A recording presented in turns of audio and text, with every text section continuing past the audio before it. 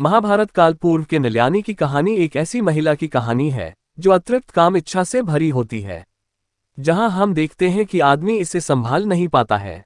यह महाकाव्य महाभारत की सबसे महत्वपूर्ण पुनर्जन्म की कहानी में से एक है, जो बताती है कि द्रौपदी को कष्ट के जीवन में क्यों धकेला गया था, अर्थात क्या यह उसके पिछले जन्म का कर्मफल था।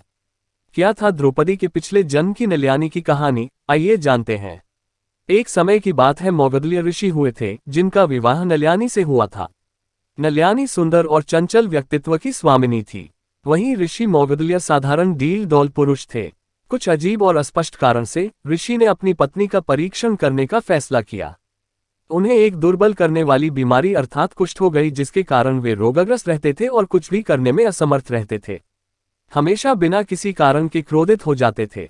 नल्यानी अपने पति का बहुत ख्याल रखती थी और उसके सभी नखरे सहन करती थी। नल्यानी हमेशा ऋषि के भोजन करने के बाद उसी थाली में और उनके द्वारा छोड़े गए भोजन को खाती थी। एक बार जब ऋषि भोजन कर रहे थे तो उनकी एक उंगली उनके हाथ से छूटकर भोजन में गिर गई। अपनी आदत के अनुसार उसने खाने से उंगली बाहर निकाली और खाना ऐसे खाया जैसे कुछ हुआ ही न हो।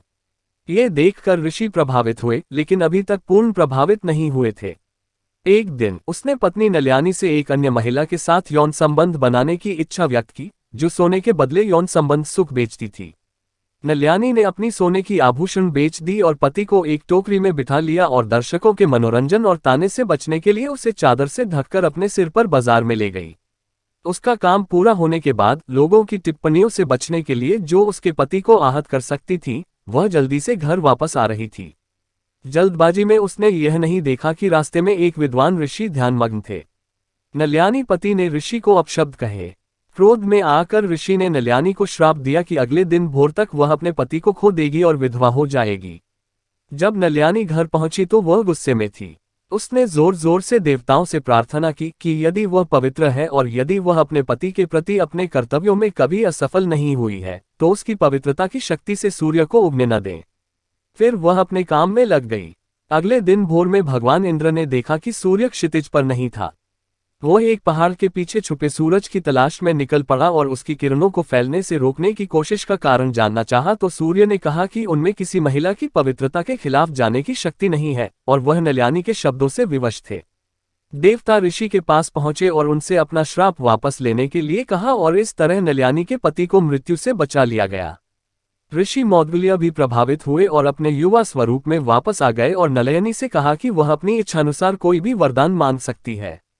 तब नल्यानी ने ऋषि से 5 अलग अलग रूप धारण करने और उनका आनंद लेने के लिए कहा। कई वर्षों तक दोनों ने यौन सुख का आनंद लिया, लेकिन नल्यानी को पर्याप्त आनंद नहीं मिल सका।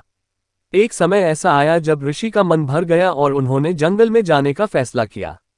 लेकिन नल्यानी यौन संबंध के बिना जीवन के विचार से सहमत नहीं थी और जानना चाहती थी कि वह बिना यौन संबंध के कैसे रह सकती है।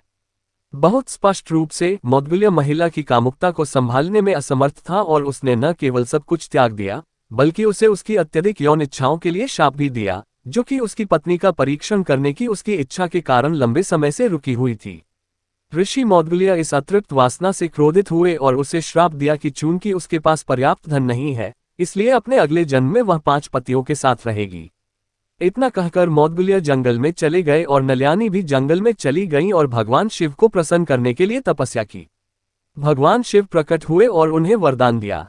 नल्यानी ने एक पति मांगा, लेकिन अपनी चिंता में उसने 5 बार एक ही वरदान मांगा और शिव ने हर बार इसे स्वीकार कर लिया। बाद में जब नल्यानी को इसका एहसास हुआ तो उन्हें चिंता हुई कि दुनिया को यह अजीब लगेगा, क्योंकि उन्होंने किसी महिला के एक से अधिक पति और वह भी एक साथ होने के बारे में कभी नहीं सुना था। भगवान शिव ने उन्हें आश्वासन दिया कि यह अनसुना नहीं है और यह उनका वरदान है, इसलिए दुनिया इसे अजीब नहीं मानेगी। बाद में नल्यानी का जन्म द्रौपदी के रूप में हुआ, जिसका विवाह 5 पांडव भाइयों से हुआ था।